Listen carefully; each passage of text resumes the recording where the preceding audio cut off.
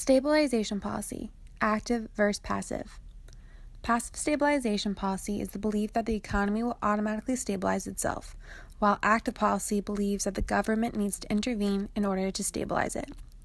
Both methods have been criticized, and some believe that one is better than the other, but they both have their fallbacks, such as difficulty in forecasting, economic policy uncertainty, ignorance in expectations, and misinterpretations of historical records. Stabilization policy, rules versus discretion. Rules pre-announce how to respond to a situation and commit to responding in exactly that planned way. Examples of rules are monetarism, nominal GDP targeting, and inflation targeting. With discretion, people are free to analyze events as they come and choose which policy is considered appropriate to implement. Rules are sometimes chosen over discretion due to distrust of policymakers and their opportunism and time of consistency, which usually occurs in discretionary policy. Government debt and deficit. When government spending is above taxes, this results in a budget deficit, which may lead to a national debt increase. On the other hand, when government spending is less than taxes, this results in a budget surplus, which may lead to a decrease in national debt. On the right-hand graph, you can see that the size of government debt typically rises during a time of crisis. And on the graph below, you can also note that the United States government debt as a percentage of GDP is fifth largest in the world. There are 4 key government debt and budget measurement problems.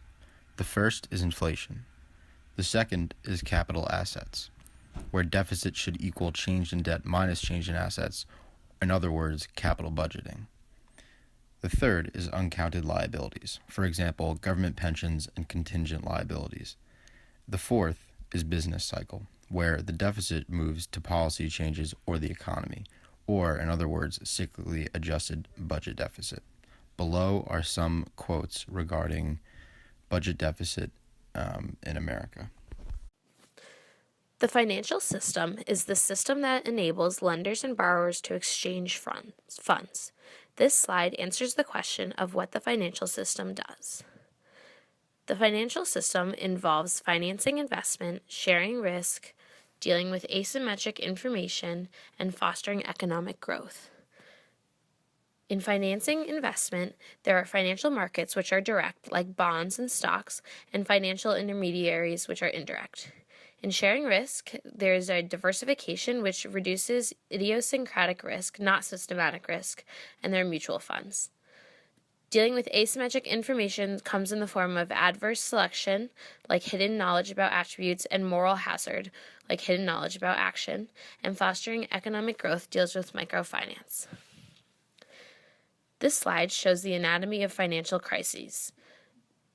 Financial crises come in the form of vicious cycles. Recession puts further pressure on asset prices and financial institutions.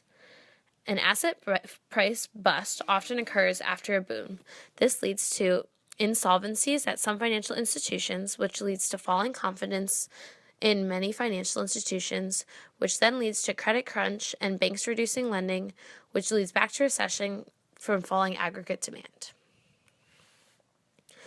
There are many policy responses that can come to financial crises. There are conventional, lender of last resort, and injections of government funds. Conventional policies include limits like liquidity traps and high debt levels. Lenders of last resort refers to lending via printing money, liquidity crisis, solvent but insufficient funds to meet withdrawals, and shadow banks. The injection of government funds refers to giveaway of public funds to those experiencing losses. Some examples of these are deposit insurance and, in 1984, the Continental Illinois Too Big to Fail.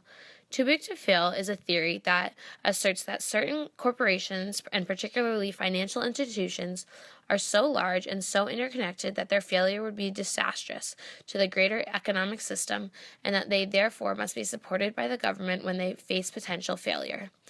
Injection of government funds can also come in the form of risky loans and capital injections. There are many ways to prevent financial crises.